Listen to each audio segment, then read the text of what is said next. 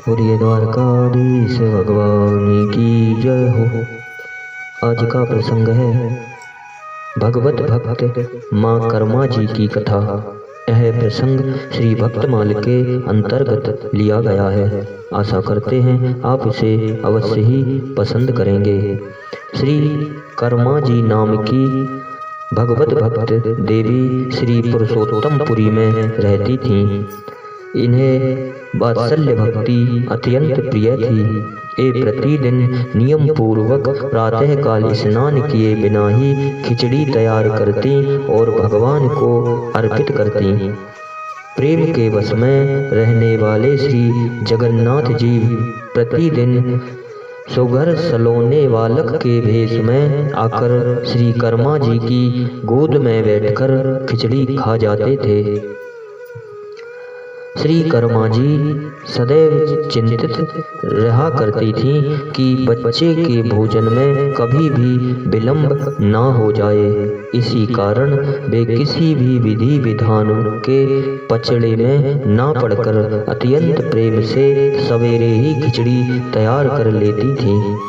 एक दिन की बात है, श्री कर्मा जी के पास एक साधु आए। उन्होंने अपवित्रता के साथ खिचड़ी तैयार करके भगवान को अर्पण करते देखा। घबराकर उन्होंने कर्मा जी को पवित्रता के लिए स्नान आदि की विधियां बता दी। भक्तिमती श्री कर्मा जी ने दूसरे दिन वैसा ही किया।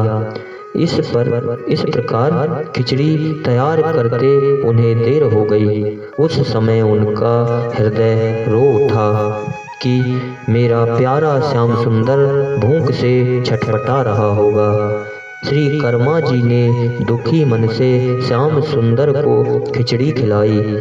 इसी समय मंदिर में अनेक घृत में पकवान निवेदित करने के लिए पुजारी ने प्रभु का आवाहन किया।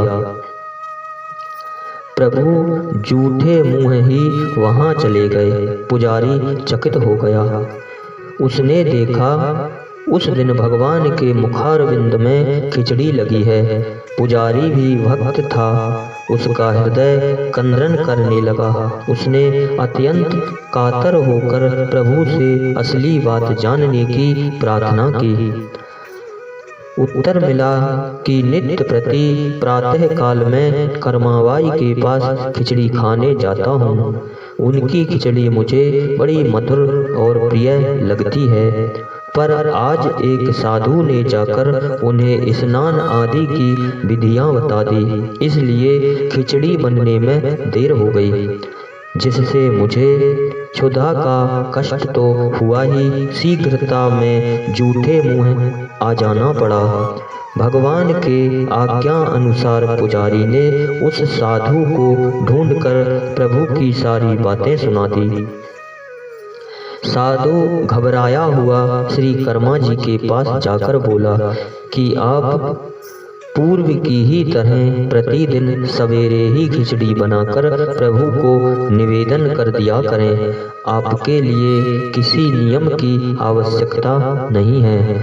श्री कर्मा जी उसी तरह प्रतिदिन सवेरे भगवान को खिचड़ी खिलाने लगी। श्री कर्मा जी परमात्मा के पवित्र और आनंदमय धाम में चली गईं, पर उनके प्रेम की गाथा आज भी विद्यमान है।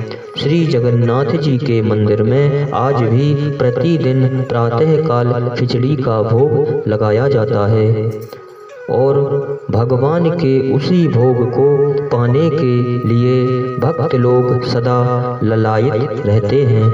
तभी तो कहते हैं कि जगन्नाथ का भात और जगत पसारे हाथ। इन्हीं शब्दों के साथ बोलिए श्री जगन्नाथ भगवान की जय हो।